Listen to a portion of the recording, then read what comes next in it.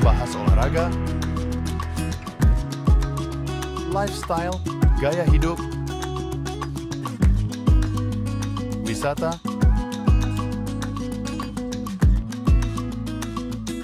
budaya,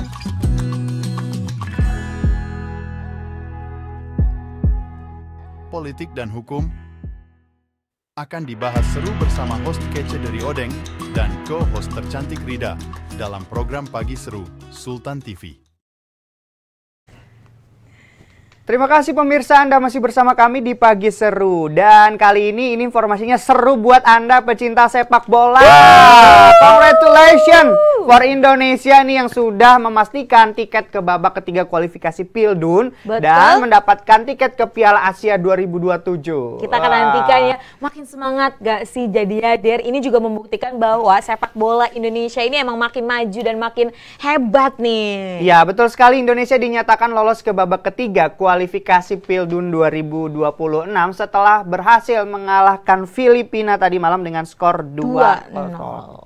2-0 atau 2-0 ya? Sebenarnya 0. 2-0. Baik, jadi memang kalau dilihat dari klasemen grupnya, Indonesia saat ini menempati peringkat kedua di grup F ya.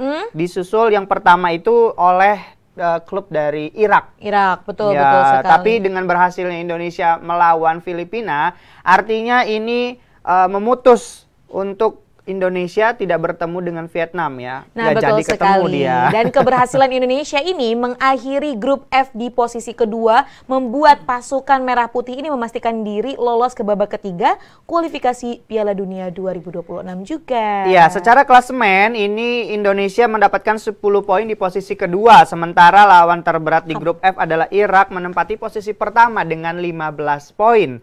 Namun perjuangan tim Indonesia nih Rida setelah ini akan lebih berat lagi karena akan bertemu dengan klub-klub negara yang sangat kuat. Wow. Tapi aku sih percaya ya bahwa timnas Indonesia ini sudah percaya diri dan juga sudah mempersiapkan dengan matang sekali nih untuk menghadapi berbagai klub yang ada. Minimal Indonesia pada babak ketiga ini Rida harus menempati posisi runner up untuk lolos ke Piala Dunia 2026. Nah, betul sekali. Dan ini juga kalau misalnya kita melihat perjalanan dari timnas Indonesia ya, dipimpin ataupun dilatih oleh Sinteyong ini emang makin maju ya, makin pesat ya Der ya, ya nggak sih? Betul, tapi yang perlu kita ingat kepada timnas Indonesia itu jangan kebanyakan dipuji karena kemarin-kemarin jadi terbang. Tapi kalau misalnya kita kasih kritik misalnya tim Tarkam, itu kalau dikatain tim Tarkam tuh tim Indonesia tuh langsung panas, langsung latihan bener-bener fokus dan akhirnya mereka menorehkan prestasi kembali nih. Nah, kalau misal menurutku isi Der ya itu bukan dipuji tapi diapresiasi kayak gitu ya. Tapi kan kalau namanya juga seseorang gitu ya Der ya,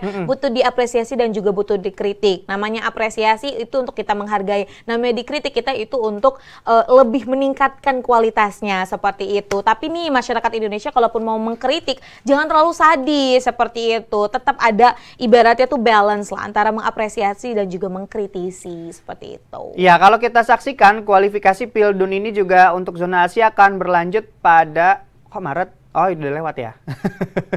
Berarti ini nah, ini skor terakhir ya. Jadi nanti Indonesia itu akan segera bertemu dengan tim yang lebih kuat seperti Australia, Jepang, Korea Selatan, Uni Emirat Arab, dan lain sebagainya. Kita pokoknya akan nantikan lah ya. Ini mah kita semua bersatu untuk Indonesia menang. Wow, luar biasa. Semangat ya timnas Garudaku. Semangat. Wah. Dan lebih semangat lagi aku mau bahas yang satu ini Rida. Apaan tuh Der? Jadi Komisi Pemberantasan Korupsi ini mengusulkan penambahan pagu anggaran untuk program kerja di tahun 2025 sebesar 117 miliar.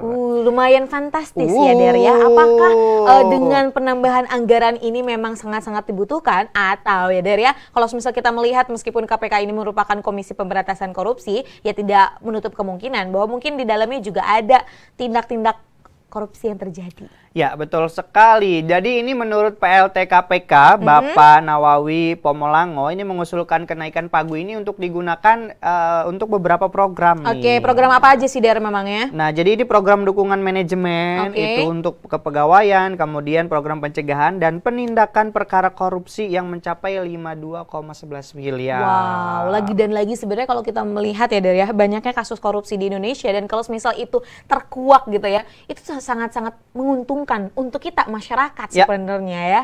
Tapi ya balik lagi, kalau opiniku pribadi, KPK di 5 tahun terakhir ini sangat lemah sekali ya. Apalagi ada peraturan atau undang-undang tentang KPK yang kemarin sudah disahkan, bahwa semuanya di bawah kendali presiden. Nah, itu agak cukup. Termasuk ketua KPK dan komisionernya itu dipilih oleh presiden dong. Artinya kan fit and proper testnya melalui presiden. Betul sekali. Dan kalau misalnya presidennya memilih sesuai dengan keinginan sendiri, ya kan tahu sendiri hasilnya bagaimana. Contoh, kemarin ketua KPK-nya juga terindikasi kasus penyuapan, kasus juga. Betul. Jadi dapat kasus, dia kasus juga. Nah, jadi sebenarnya ini nggak menutup kemungkinan lagi dan lagi sebenarnya, meskipun KPK, Komisi Pemberantasan Korupsi, tadi yang seperti aku sudah bilang, bahwa tidak menutup kemungkinan, mungkin di dalam internal lembaganya pun ada yang melakukan tindak korupsi seperti itu. Maka dari itu ya, menurutku, lagi dan lagi KPK itu harusnya menjadi salah satu lembaga yang cukup bukan yang independen banget sih, dalam artian ini tidak terafiliasi dengan kepentingan-kepentingan pejabat yang memang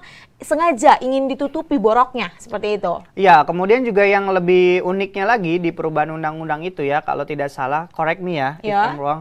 Jadi kalau misal sekarang ini pegawai-pegawai di KPK itu sudah statusnya ASN. Ya, sebelumnya profesional. Ya, betul.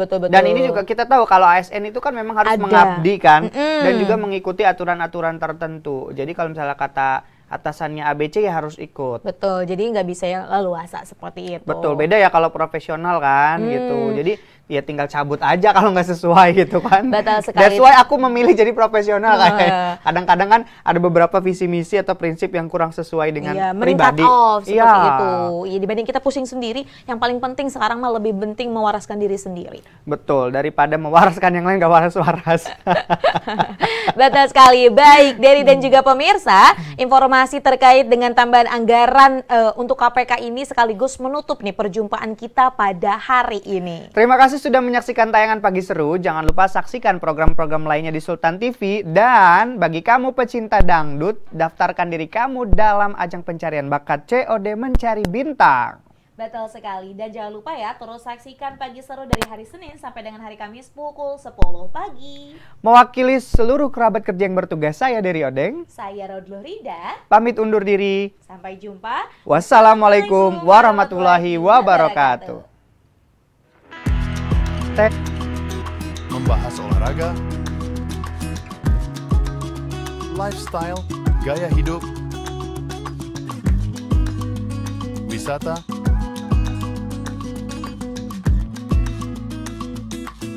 budaya,